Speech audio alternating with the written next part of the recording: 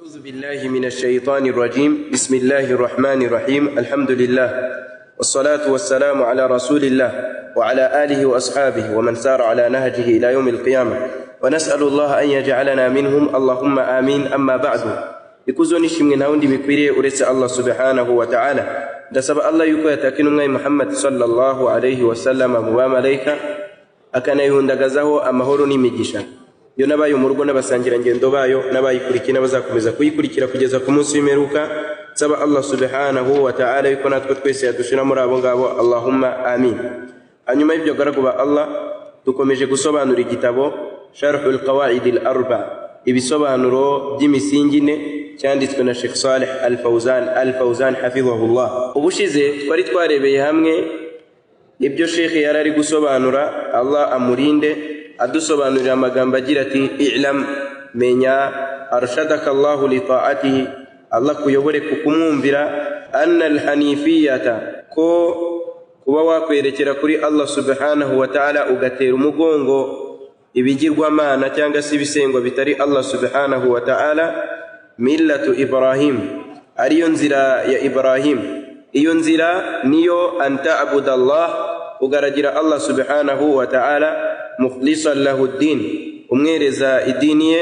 Iyo ngiyo niyo nzira. Hanyuma aravuga ngo kama qala Allah ta'ala, nkuko Allah subhanahu wa ta'ala yabivuze agira ati wama khalaqtul jinna wal insa illa liya'budun, ntacyo naremeye amajini n'abantu illa liya'budun, uretse kugira ngo bangaragire. Iri jambo ya'budun tubona yuko risobanuye yufriduni bil ibada, bamarire ukunsenga ngenyine, ko niko Allah subhanahu wa ta'ala yavuze, ni nacyo yaturemeye.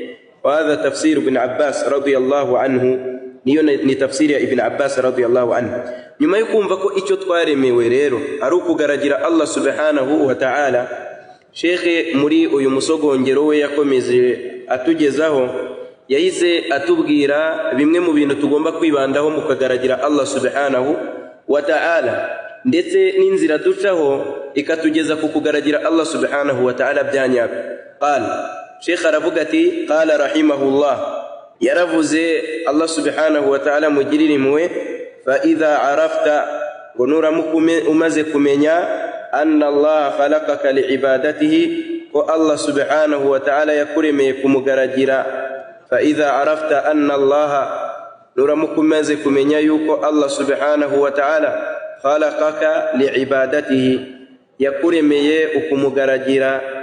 Idhan hano hari igikorwa Allah yakuremeye. Fa'lam, uzayitumenya, ubwo ni muri ya aya, uzayitumenya ko fa'lamu anna al-ibadata, uzayitumenya yuko igikorwa ngaragiramana la tusamma ibadatan, ntabwo gishobora kwitwa igikorwa ngaragiramana illa ma'a tawhid, keretse igihe icyo gikorwa gikomatanye cyangwa se kiri kumwe n'iyobokamana rukumbi no guharira Allah subhanahu wa ta'ala ubumana wenyine. Idhan Sheikh ati fa idha arafta anna Allah khalaqaka liibadatihi, nuramukumaze kumenya yuko Allah subhanahu wa ta'ala yakuremeye kumugaragira, fa'lam anna al-ibadata, uzayitumenya yuko kugaragira Allah subhanahu wa ta'ala la tusamma ibadata, cyangwa se uzayitumenya yuko igikorwa ngaragiramana la tusamma ibadatan, ntabwo gishobora kwitwa igikorwa ngaragiramana illa ma'a tawhid, keretse kiri kumwe no guharira Allah subhanahu wa ta'ala ubumana bwe. Sheikh aravuga ati amagambo ye rahimahullah, Allah amugirire impuhwe, aho yavuze ngo fa idha arafta anna Allah khalaqaka liibadatihi, ngo nuramukumaze kumenya yuko Allah subhanahu wa ta'ala yakuremeye kumugaragira, yani bisobanuye arafta min hadhihi al-aya, wamaze kumenya muri iyi aya, wama khalaqtul jinna wal insa, ntacyo naremeye amajini ndetse n'abantu illa liya'budun, uretse kugira ngo bangaragire. Wa anta minal ins, kandi nanone ukamenya yuko uri mu bantu, dakhilun fi hadhihi al-ayati, kandi nanone ukamenya yuko winjira muri iyi aya. Wa arafta anna Allah ma khalaqaka abatha, ukanamenya ko Allah subhanahu wa ta'ala takuremye gutyo gusa, ngagushireho gutyo gusa ntacyo umaze. Au khalaqaka litakula wa tashraba faqat, ukanamenya yuko Allah subhanahu wa ta'ala atakuremye kugira ngo urye unanywe gusa. Taishu fi hadhihi dunya, ngo ube kuri iyi si, watasrah watamrah, utangire kwinezeza kuri iyi si. Lam yakhluquka lihadha, Allah subhanahu wa ta'ala ntabwo yakuremeye ibi kugira ngo widagadure wishimishe. La. Idhan Sheikh Salih Al-Fawzan hafidhahullah ratubwira ati, yani Muhammad ibn Abdul Wahhab bisobanuye ko agamije muri iyi mvugo ye ati, idha arafta min hadhihi al-aya, nuramuka umaze kumenya muri iyi aya iri muri surati Adh-Dhariyat aya 56, igira iti, wama khalaqtul jinna, ntacyo naremeye amajini wal insa, ndetse n'abantu, illa liya'budun, uretse kugira ngo bangaragire. Wa anta min al ins, kandi aya ukayimenya uri mu bantu. Dakhilun fi hadhihi al aya, ukanamenya yuko winjira muri iyi aya. Wa arafta anna Allah, ukanamenya ko Allah subhanahu wa ta'ala ma khalaqaka abatha, ntabwo yakuremye gutyo gusa. Au khalaqaka litakula wa tashraba faqat, cyangwa ngabe yarakuremye kugira ngo ujye urya unanywe gusa. Cyangwa se ngakureme taishu fi hadhihi dunya, uture kuri iyi si, watasrahu, widagadure, watamrahu, wishimishe. Lam yakhluquka lihadha, Allah ntabwo yakuremeye ibingibi. Khalaqaka Allahu liibadatihi, Allah yakuremye kugira ngo umugaragire. Igihe cyose wemera yuko uri umuntu, ukanemera ko winjira muri aya, uzamenye yuko Allah atakuremye gutyo gusa, bal uzamenye ko Allah subhanahu wa ta'ala khalaqaka Allahu liibadatihi, Allah yakuremeye kugira ngo umugaragire. Wa innama sakhara laka hadhihi almawjudat, ngariko Allah subhanahu wa ta'ala yagusuzugujeho ibi bintu byose bihari, min ajli an tasta'ina biha ala ibadatihi, kugira ngo byifashishe uri kumugaragira.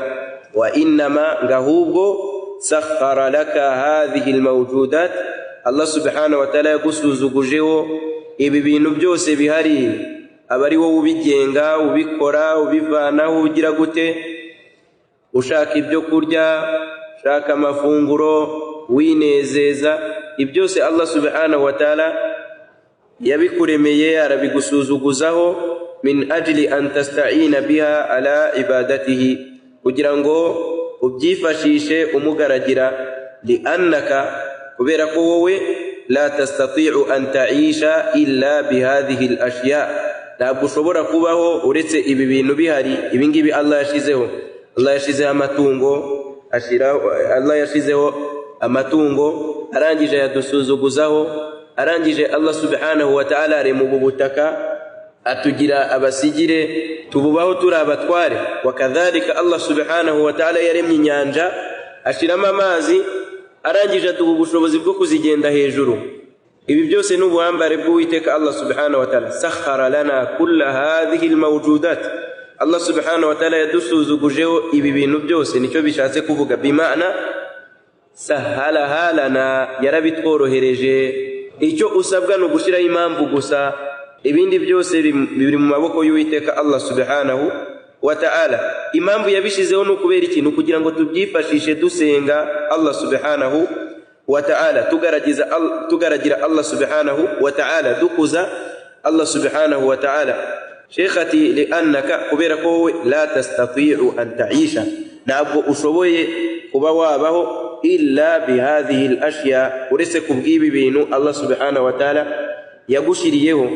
Wala tatawassalu ila ibadati Allah, nta nubwo ushobora kugera ku kugaragira Allah subhanahu wa ta'ala illa bihadhihi al-ashya, keretse ufite ibi bintu byose.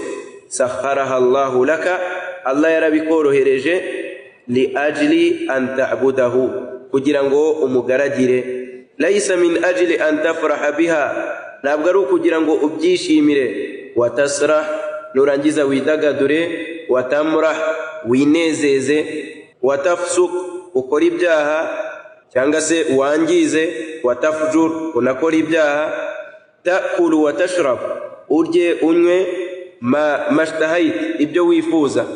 Ntabwo iyo ariyo mpamvu Allah subhanahu wa ta'ala yabikuremeye.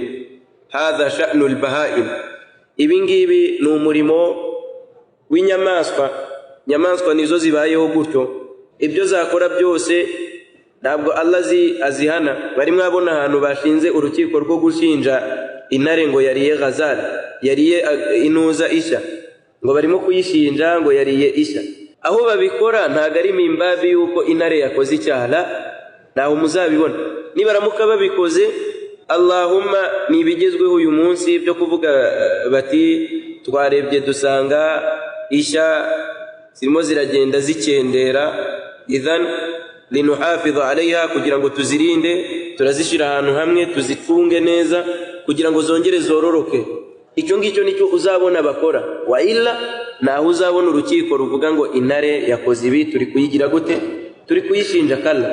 Wakadhalika nanubwo Allah subhanahu wa ta'ala yategetse ibingibi ngo muzangaragire, innama, ahubwo Allah subhanahu wa ta'ala ibingibi yabitegetse abantu ndetse n'amajini.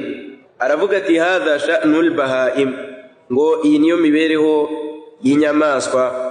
Amma al-adamiyun, naho abantu, fallahu jalla wa ala khalaqahum lighayatin azima, ngo Allah subhanahu wa ta'ala yabaremeye ikintu gihambaye, wa hikmatin azima, ndetse n'ubugenge buhambaye, wa hiya al-ibada, ariko kugaragira Allah subhanahu wa ta'ala. Qala ta'ala, Allah subhanahu wa ta'ala ragira ati wama khalaqtul jinna wal insa illa liya'budun, ntacyo naremeye amajini n'abantu uretse kugira ngo bangaragire. Ma uridu minhum min rizq, Allah arangije aravuga ati ntabwo mbakeneyeho amafunguro, ntabwo mbakeneyeho amafunguro. Allahu ma khalaqaka litaktasiba lahu, ntabwo Allah subhanahu wa ta'ala yakuremye kugira ngo umushakire ibyo kurya, umushakire amafunguro. Antahtarifa wa tajma'a lahu malan, ntabwo Allah subhanahu wa ta'ala yakuremeye kugira ngo ugire ubunararibonye, ube muhtarif, ube umuntu ufite ubunararibonye mu bintu runaka. Wa tajma'a lahu malan, umukusanyirize umutungo. Sheikh agiye kuduha kiyasi ikomeye cyane. Amagambo ya Sheikh arahambaye cyane, nta nubwo akeneye ko tuyongeraho ibindi, arumvikana cyane. Sheikh aratubwiye ati Allahumma khalaqaka litaktasiba lahu, Allah ntabwo yakuremye kugira ngo umushakire imitungo. Antahtarif, kugira ngo ugire ubunararibonye. Watajma'a lahu malan, umukusanyirize umutungo. Kama yaf'alu banu adam, nkuko bene Adamu bakora, ba'duhum li ba'd, nkuko bene Adamu bakorera bagenzi babo. Yaj'aluna ummalan, bashiraho abakozi. Yajma'una lahumul makasib, kugira ngo babazanire imisaruro, bagira ibyo babazanira. Idhan mwene Adamu araza agafata mugenzi we akamubwira ati ye kukwishurira amashuri, nusoza kwiga ngo nyine uzabimenye, naragufashije, ninjye wagukujije, ubwo ugomba nawe kugira gute, n'ibindi nk'ibyo ngibyo. Wakadhalika mwene Adamu arakuzana ku kazi, naam azaguhemba, anga nashaka azaguhemba, ariko nukugira umuzanira iki? Ibyo azaguhemba. Kora akazi azaguhembe mukabili yako kazi.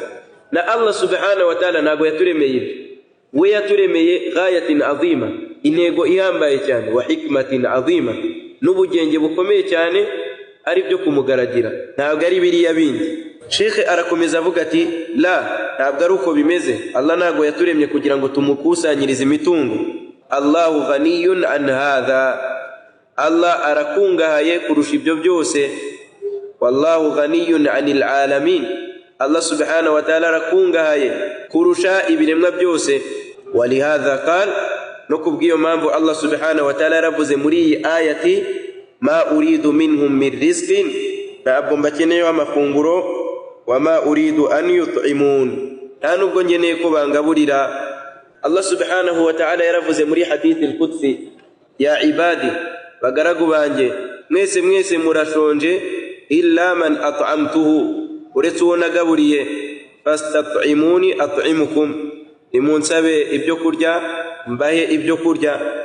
Qala Allah ta'ala, Allah arakomeza agira ati ya ibadi, bagaragu banjye, kullukum arin illa man kasawtuhu, mwese mwambaye ubusa uretse uwo nambitse. Fastaksuni aksukum, nimunsabe kubambika mbambike.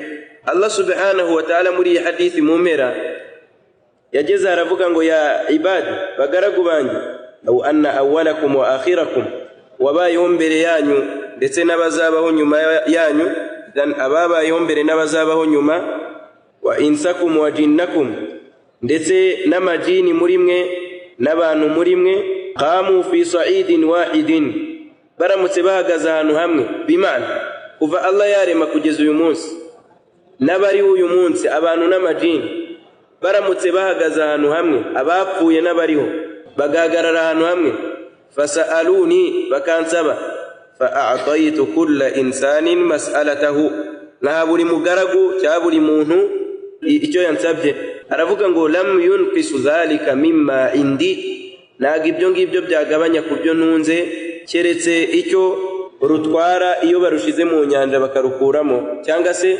urushinge au kama qala nabii sallallahu alayhi wasallam nuko intumwa y'Imana sallallahu alayhi wasallam yabitubwiye muri hadithi ivuga ibyo Allah subhanahu wa ta'ala yavuze murabona iyo urushinge rushize mu nyanja ukarukuramo nta kintu kivaho kabone nubwo cyavaho nta athari giteza fallahu ghaniyun anil alamin Allah subhanahu wa ta'ala rakungahaye kurusha ibiremwa byose wa hadha kalimatu haqq niri ni ijambo ry'ukuri min Allah subhanahu rivuye kuri Allah subhanahu wa ta'ala Allah jalla wa ala yut'imu wa la yut'am sheikhati Allah subhanahu wa ta'ala aragaburira ntabwo agaburirwa ghaniyun anit ta'am arakize cyane ku mafunguro wa ghaniyun jalla wa ala bidhatihi nanone kandi Allah subhanahu wa ta'ala ubwe arakungahaye ku giti cye walaysa huwa fi hajatin ila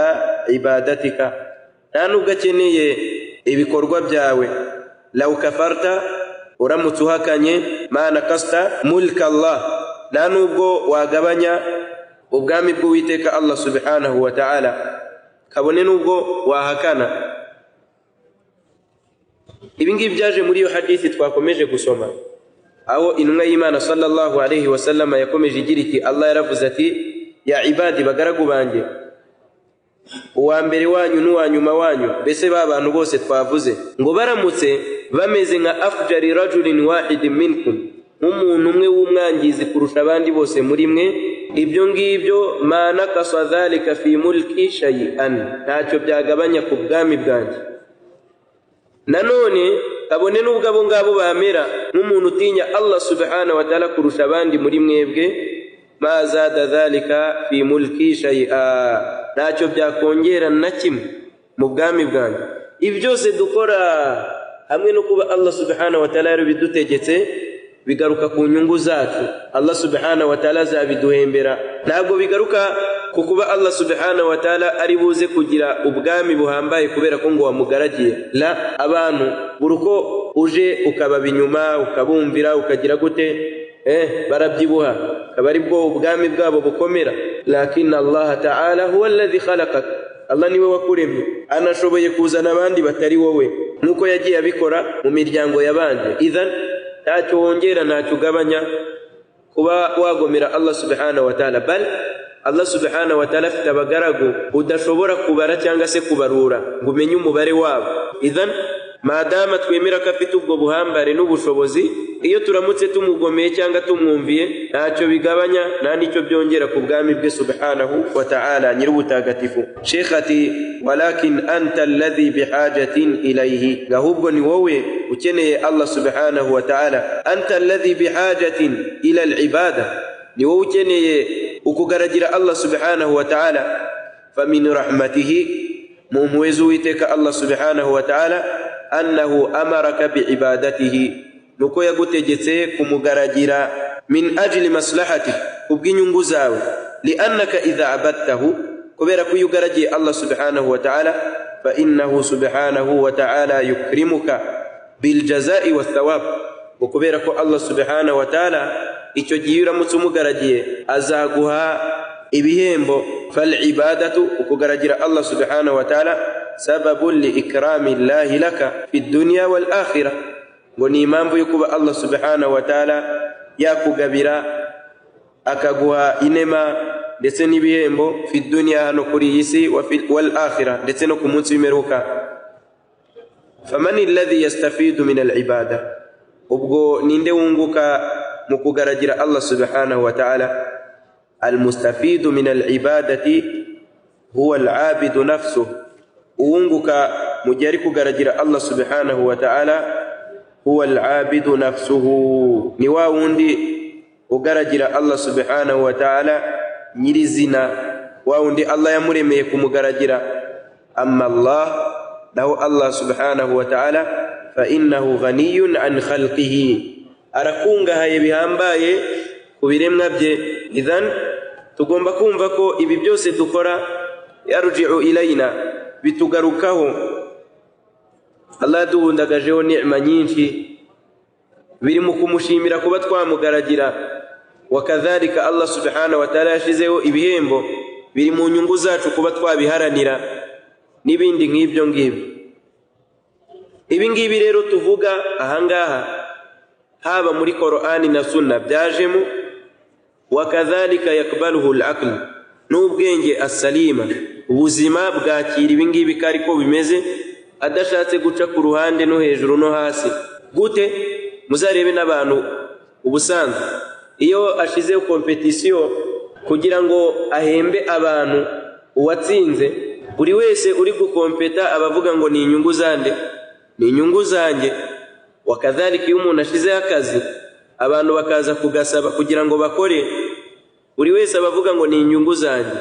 Ariko ayi inyungu z'abantu zitanira n'igihe turi kuzishaka kwa Allah subhanahu wa ta'ala, nuko ibyo dushaka kwa Allah subhanahu wa ta'ala birimo kamali, biruzuye, nta nengirimo.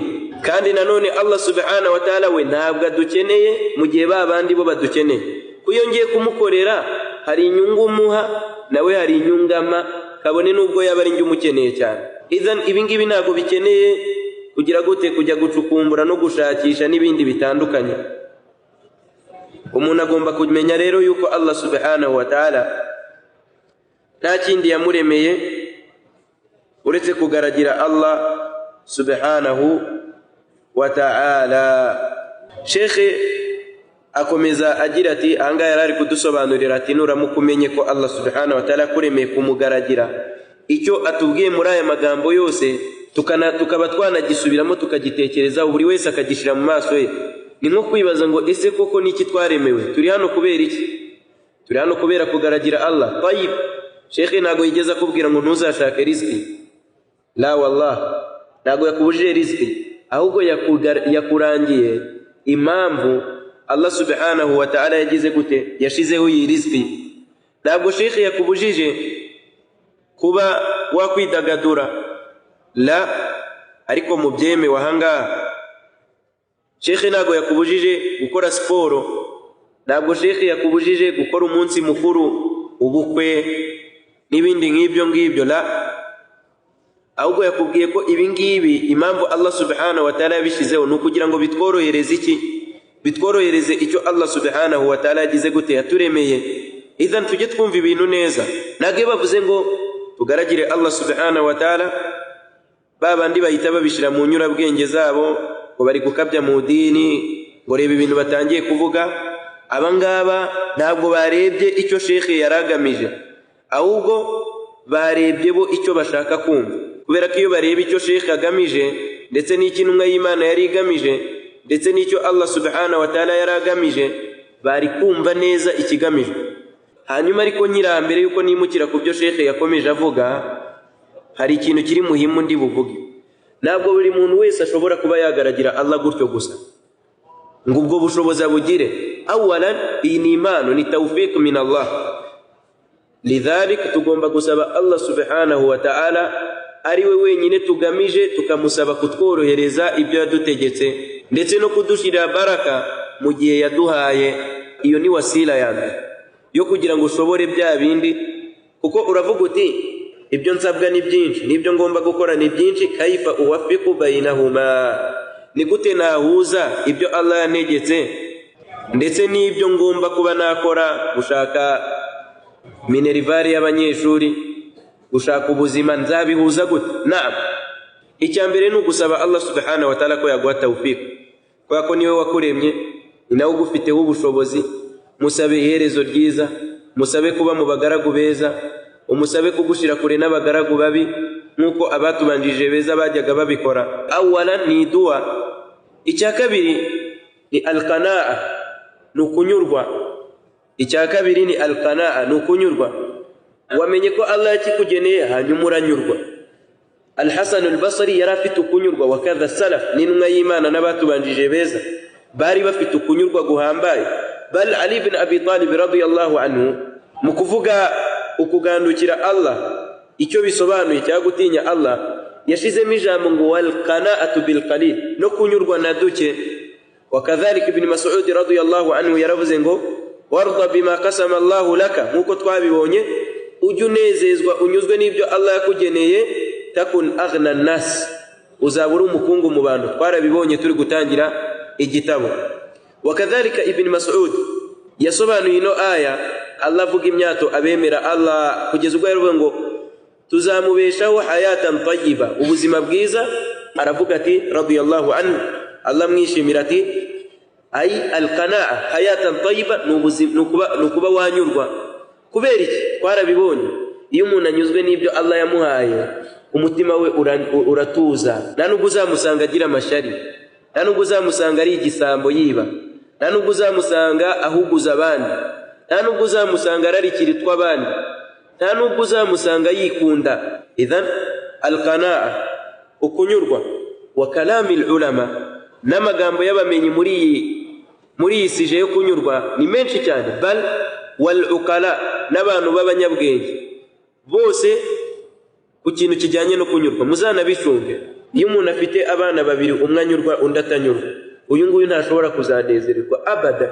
Ukuntu bigenda, umubyeyi azana umwenda w'umuhondo n'uw'umutuku, ngo kutamaye w'umutuku se bimana murebe neza ukuntu abanyashari ari ikibazo. Ibi ukunezerwa kwe gushingiye kutwabandi nayisa kutwe, nayo yaza guha agaciro ibyo atunze. Kana abasanzwe bavuga ngo ikintu kizaguha umutekano takdiru ma tamlikuhu, ni uguha agaciro ibyo utunze basi. Icyo rero nicyo bita alqanaa. قال ابن سعد رحمه الله، ومن يبتا ابن سعد رحمه الله يرفز مجتبك آداب المعلمين والمتعلمين واعلم أن القناعة باليسير من الرزق، قلنا من يوكو أكنيزغو أن دوتي يم مفنغرو والاقتصاد في أمر المعيشة، ndetse kugira ekonomi mu gushaka ubuzima ukaba hagati no hagati. Matlubun min kulli ahadin, birakenewe kuri buri wese. Iki ngiki ni ngombwa kuba twagira iki alqanaa, kunyurwa. Buriya bari abantu bose biyahura, abantu biyica, abantu bica abandi, abahuguza baguze kunyurwa, bari gushaka ibyo Allah atabageneye. Wa ma'al asaf, abibonera he? Muri gereza. Muri gereza ntiyajya gusarurira ibyo yabibye, aragenda akica umuntu muri gereza, arabiriye la. Mu ncamake nuko mu bintu byagufasha kumvira Allah subhanahu wa ta'ala ni alqanaa. Buri umuntu unyurwa n'ibyo Allah subhanahu wa ta'ala yamugeneye, iyo iswali igeze abazi neza ko ntacyo ari bubone uretse icyo Allah yamugeneye, agashiraho urufunguzo akajya kugira gute gusali. Ariko wa undi wumva ko ibyo Allah yamugeneye ntabyo, ahubwo ni we ubyishakira, ntago yafunga. Lidha usaba Allah, saba Allah ubuzima bwiza. Rabbana atina fid dunya hasana wa fil akhirati hasana wa qina adhaban nar. Naam, Sheikh rero ahangaha yadukoreye takrir y'icyo twaremewe no kutubwira icyo biriya bintu tugira bimaze, kugira ngo nutekereze icyo waremewe ukanamenya ko biriya nta mahala bizaza, uzatuza ugaragire Allah, ujye no gushaka riziki wizeye nde? Allah subhanahu wa ta'ala. Inna y'Imana sallallahu alayhi wa sallam yabwiwe n'Uwiteka Allah subhanahu wa ta'ala ati nuramuka umaze gufata icyemezo ugiye gukora ikintu fatawakkal ala Allah, uziringire Allah, bimana washizeho impamvu. Turajyanirana. Nanone Umar bin al-Khattab radiyallahu anhu yasanze umugabo ari mu musigiti ari kuvuga ngo ngiye nzagaragira Allah subhanahu wa ta'ala, khalas nta kintu nzakora hano kuri iyi si. Umar bin al-Khattab radiyallahu anhu ashaka kumukubita, aramubwira ngo iki kirere ureba ntago kimanura zahabu na feza, la iyo mvura ntayibaho. Arangije aramubwira ngo jya gushaka riziki. Kujya gushaka riziki rero ntago ari intego, ahubwo ni inzira duca basi, ni inzira ducaho kugira ngo tugire gute tugaragire Allah basi. Madama ari inzira rero ubigira intego uyu nguyu yinjira muri aya ivuga ngo ubwo bari bamaze kwibagirwa ibyo baremewe, fatahna alayhim abwaba kulla shay, twabafunguriye imiryango ya buri kimwe cyose, hatta idha farihu bima utu, kugeza ubwo bishimiye ibyo twabahaye barabyishimira bibagirwa ko nabaremeye ku ngaragi. Arishima pe ngo ye bana uri umukire, ngo yenge ndakize rwose, nuko abayeho nagatekereza ko Allah baho abadan, yibagiwe ko yirwaga ku musari ari gusaba akazi. Kibazo gikomeye, allati akhadnahum baghtata, bamaze kwibagirwa tubafata miri batabizi ko bakwiye kugaragira Allah. Nibo babandi Allah avuga ngo iyo uza kunyereza gakeya ngatanga sadaka nkaba no mu bantu beza, wallahi hadha su'ul khatima, iri ni herezo ribi. Dusaba Allah subhanahu wa ta'ala ko yariturinda. Idhan shekhe hano yakubwiye icyo Allah yakuremeye, n'icyo Allah yakuremeye kugira ngo kigufashe icyo Allah yakuremeye. Ibi bintu bibiri ugomba kubimenya no kubizirikana. Turaza guhagararira ahangaha rero, tuzakomeza ari amagambo ya shekhe aho yakomeje agira ati rero uzamenye ko icyo gikorwa ngaragira Mana Allah yakuremeye kugira ngo kibeho kigomba kuba gishingiye kuyoboka Mana imwe rukumbi, cyangwa se kuguharira Allah ubumwe bwe wenyine. Ndasaba Allah subhanahu wa ta'ala ko yaduha gusobanukirwa no gushira mu bikorwa, ndetse no kumva no kumvira amategeko ye. Subhanallahi bihamdi, subhanakallahumma bihamdika, nashhadu an la ilaha illa anta wa nastaghfiruka wa natubu ilayk. Assalamu alaykum wa rahmatullahi wa barakatuh.